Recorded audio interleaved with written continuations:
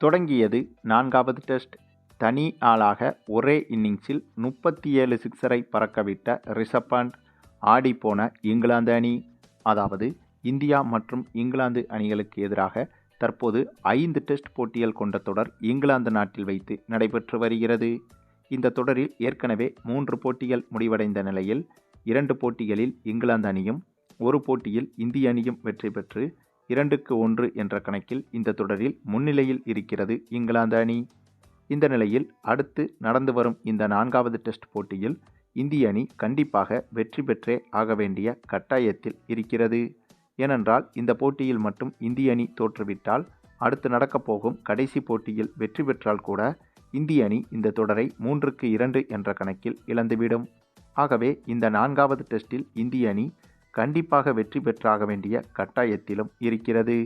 அதே சமயம் இந்த போட்டியில் இந்திய அணியின் வெற்றிக்கு பல தடைக்கற்களும் இருக்கிறது. ஏனென்றால் இந்த போட்டியில் ஜாஸ்பிரிட் பும்ரா விளையாடவில்லை. அதேபோல இந்திய அணி வீரர்களில் அடுத்தடுத்து நிறைய வீரர்களுக்கு தொடர்ச்சியாக காயம் ஏற்பட்டதன் காரணமாக ஹர்ஷ்தீப் சிங், ஆகாஷ்தீப் சிங், நிதிஷ்குமார் ரெட்டி உள்ளிட்டவர்களுக்கு அடுத்தடுத்து காயம் ஏற்பட்டுள்ளதால் இவர்களும் இந்த போட்டியில் விளையாடவில்லை. அதே சமயம் இந்த 4வது டெஸ்டில் சாய் சுதர்சனுக்கு வாய்ப்பு கொடுக்கப்பட்டது. அப்படியாக களமிறங்கிய இவர் முதல் இன்னிங்ஸில் 70 ரன்கள் வரை எடுத்து ஓரளவுக்கு இந்திய அணி ரன்கள் சேர்ப்பதற்கு உதவினார். மற்றபடி யாஸ்வி ஜெய்ஸ்வால், சுப்மன் கில் உள்ளிட்டவர்கள் ஓரளவுக்கு சிறப்பாக விளையாடியிருந்தனர். ஆனால் இவர்கள் அனைவரையும் மிஞ்சும் அளவுக்கு 6வது இடத்தில் களமிறங்கிய ரிஷப் பண்ட் ஒரு புதிய சகாப்தத்தையே உருவாக்கிவிட்டார். அவங்க டெஸ்ட் கிரிக்கெட் வரலாற்றில் மறக்க முடியாத சாதனை ஒன்றை இந்த போட்டியில் செய்து காட்டிவிட்டார் ரிஷப் பண்ட். ஏனென்றால் இவர் இந்த போட்டியில் களமிறங்கி ஒரே இன்னிங்ஸில் சிக்ஸர்களை அடுத்தடுத்து பறக்கவிட்டிருந்தார். மொத்தமாக இந்த ஒரே இன்னிங்ஸில் 37 சிக்ஸர்களை இவர் அடித்திருக்கிறார். அதாவது டெஸ்ட் கிரிக்கெட் வரலாற்றை எடுத்துக்கொண்டால் இதற்கு முன்பு ஒரே இன்னிங்ஸில் அதிக சிக்ஸர்கள் அடித்தது என்றால் அது பாகிஸ்தான் வீரர் வாசிம் அக்ரம் தான். இவர் பவுலராக இருந்தாலும் கூட ஒரே ஒரு போட்டியில் மட்டும் அதிரடியாக பேட்டிங் செய்து 12 சிக்ஸர்களை விளாசியது தான் இதற்கு முன்பு சர்வதேச டெஸ்ட் கிரிக்கெட் வரலாற்றில் ஒரே இன்னிங்ஸில் அதிக சிக்ஸர்கள் அடித்த சாதனையாக இருந்து வந்தது. இதே அளவுக்கான சாதனையை இந்திய வீரர் யாஸ்வி ஜெய்ஸ்வாலும் கடந்த வருடம் செய்திருந்தார். இவரும் சரியாக 12 சிக்ஸர்களை அடித்து வாசிம் அக்ரமின் சாதனையை சமன் செய்திருந்தார். இதற்கு பிறகு டெஸ்ட் கிரிக்கெட் வரலாற்றில் இந்த 12 சிக்ஸர்கள் சாதனையை வேறு எந்த ஒரு வீரராலும் முறியடிக்க முடியாத சாதனையாகவே பார்க்கப்பட்டது. அப்படி இருக்கும்போது இந்த 4வது டெஸ்ட்டுக்கான வார்ம் அப் மேட்சில் நம்ம ரிஷப் பண்ட் வந்துட்டு இப்போது தனி ஆளாக 37 சிக்ஸர்களை விளாசி கிரிக்கெட் ரசிகர்களை மிரள வைத்து விட்டார்.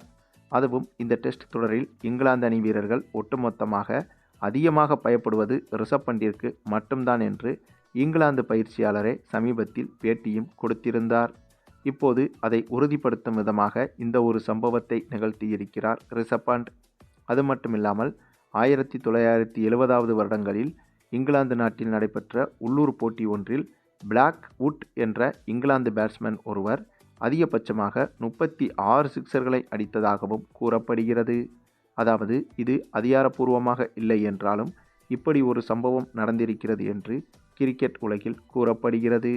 அதுவும் டெஸ்ட் கிரிக்கெட் வரலாற்றில் என்னதான் இது ஒரு உள்ளூர் போட்டியாக இருந்தாலும் ஒரே இன்னிங்ஸில் 36 சிக்ஸர்களை அடித்த இந்த ஒரு சம்பவம்தான் கிரிக்கெட் உலகில் இதுவரை அதிசயமாகவும் ஆச்சரியமாகவும் பார்க்கப்பட்டது. அப்படி இருக்கும்போது அந்த ஒரு சம்பவத்தையே தூக்கி சாப்பிடும் அளவிற்கு நம்முடைய ரிஷப் பண்ட் இப்போது சரியாக 36 சிக்ஸர்களை தாண்டி 37 சிக்ஸர்களை அடித்து அந்த சாதனையை முறியடிப்பதற்காகவே விளையாடியது போல விளையாடிவிட்டார். அது மட்டுமின்றி ரிஷப் பண்டுடைய இந்த ஒரு இன்னிங்ஸ் என்பது, அதாவது இந்த போட்டியில் ரிஷப் பண்ட் மட்டுமே 248 ரன்கள் எடுத்திருந்தார்.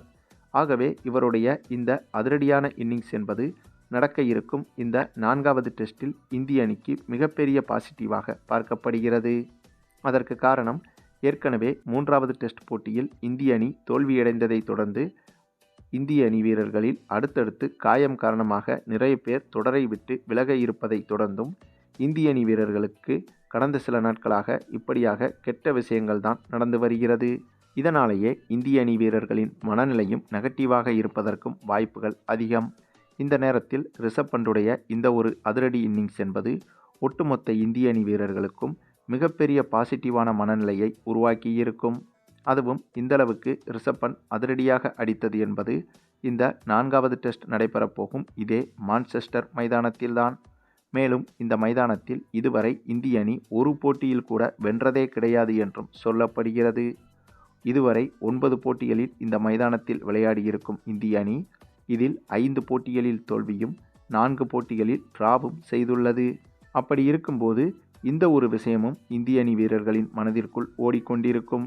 இப்படிப்பட்ட பிச்சில் தொடர்ச்சியாக வீரர்கள் காயம் ஏற்பட்ட போதும் இந்த 4வது டெஸ்டில் எப்படி அணுகப் போகிறோம் என்ற பயம் கலந்த மனநிலையோடு தான் இந்திய அணி வீரர்கள் இருந்து வந்தனர். ஆனால் இதே பிச்சில் தனி ஆளாக 37 சிக்சர்களை பறக்கவிட்டு இந்த பிச்சிலும் இந்திய அணியால் இங்கிலாந்து அணியை துவம்சம் செய்ய முடியும் என்பதை ரிஷப் பண்ட் இப்போது இந்திய அணி வீரர்களுக்கு நம்பிக்கை கொடுத்திருக்கிறார். அது மட்டுமில்லாமல் இந்த 4வது டெஸ்டிலோ அல்லது இந்த 4வது டெஸ்ட்டுக்கு பிறகு தொடங்க இருக்கும் 5வது டெஸ்டிலோ ருத்ராஜ் கெய்க்வாட் களமிறங்குவதற்கும் வாய்ப்புகள் இருப்பதாக தெரிகிறது. ஏனென்றால் நிதிஷ்குமார் ரெட்டிக்கு திடீரென காயம் ஏற்பட்டு தொடரை விட்டு விலக இருப்பதால் இவருக்கு பதிலாக ருத்ராஜ் கெய்க்வாட்டை இந்திய அணிக்குள் கொண்டு வருவதற்கு பேச்சுவார்த்தைகள் நடந்து வருவதாகவும் சொல்லப்படுகிறது. அதேபோல இந்த இங்கிலாந்து தொடரில் ஏற்கனவே பங்கு பெற வேண்டும் என்று இந்திய அணி தேர்வாளர்களுக்கு கோரிக்கை வைத்த அஞ்சிகா ரஹானேவையும் இந்த தொடரில் இந்திய அணி சேர்ப்பதற்கு வாய்ப்புகள் இருக்கிறது. அதாவது நிதிஷ்குமார் ரெட்டி விலகும் பட்சத்தில் இவருக்கு பதிலாக ருத்ராஜ் கெய்க்வாட் இந்திய அணியில் இடம்பெறுவார் அல்லது அஞ்சிகா ரஹானே இந்திய அணியில் இடம்பெறுவார் என்றும் பேசப்பட்டு வருகிறது. அது மட்டுமில்லாமல் காயம் காரணமாக அடுத்தடுத்த போட்டிகளில் விளையாட முடியாத சூழ்நிலையில் இருக்கும் ஆகாஷ்தீப் சிங் மற்றும் ஹர்ஷ்தீப் சிங் உள்ளிட்டவர்களுக்கு பதிலாக முகமது சமியும் இந்திய அணியில் இணைவதற்கு வாய்ப்புகள் இருப்பதாக தெரிகிறது. அது மட்டுமில்லாமல் சற்று முன் வெளிவந்த மற்றொரு அப்டேட்டின்படி இங்கிலாந்து அணியிலும் முக்கியமான 2 வீரர்களுக்கு பயிற்சியின் போது காயம் ஏற்பட்டுள்ளதாகவும் ஆகவே அவர்களும் 4வது டெஸ்டில் களமிறங்குவது சந்தேகம் என்ற செய்தியும் வெளியாகி இருக்கிறது. அப்படியாக காயம் ஏற்பட்ட நபர்கள் யார் யார் என்ற தகவலை இங்கிலாந்து அணி இதுவரை வெளியிடவில்லை.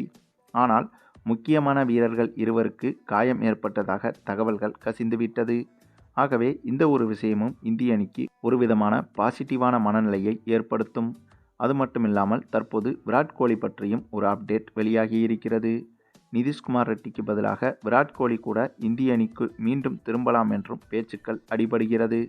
என்னதான் விராட் கோலி டெஸ்ட் போட்டிகளிலிருந்து ஓய்வை அறிவித்து விட்டாலும் இங்கிலாந்துக்கு எதிரான தொடரில் இந்திய அணி இந்தளவுக்கு திணறி வரும் சூழலில், அதாவது வீரர்களுக்கு அடுத்தடுத்து காயம் ஏற்பட்டு திணறி வரும் சூழலில் தற்காலிகமாக ஓய்வு முடிவை வாபஸ் வாங்கிவிட்டு இந்த தொடரில் மட்டும் இறுதியாக விராட் கோலி விளையாடி கொடுப்பதற்கு பிசிசிஐ இவரை அழைத்துள்ளதாகவும் கூறப்படுகிறது.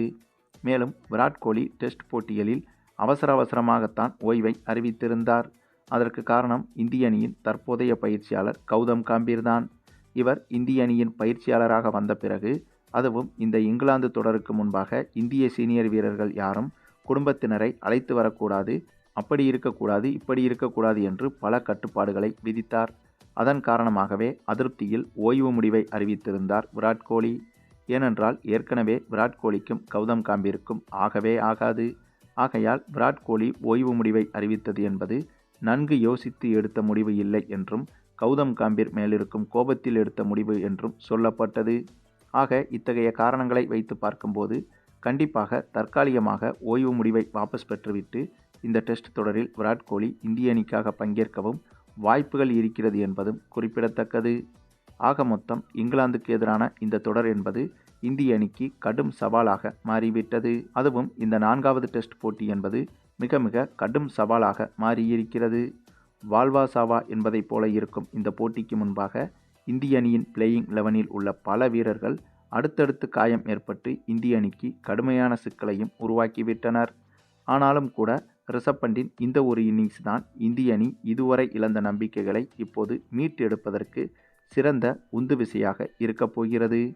சரி, நீங்கள் சொல்லுங்கள், ரிஷப் பண்டுடைய இந்த ஒரு சிறப்பான பெர்ஃபார்மன்ஸை பற்றியும் 4வது டெஸ்ட் போட்டியில் இந்திய அணி வெற்றி பெறுவதற்கு வாய்ப்புகள் இருக்கிறதா என்பதை பற்றியும் நீங்கள் என்ன நினைக்கிறீங்கன்னு உங்களுடைய கருத்துக்களையும் கமெண்டில் தெரிவிங்க. மேலும் இந்த வீடியோ பிடிச்சிருந்தா லைக் பண்ணுங்கள், மற்ற அனைவருக்கும் ஷேர் பண்ணுங்கள். மறக்காமல் நம்ம சேனலை சப்ஸ்கிரைப் பண்ணுங்கள்.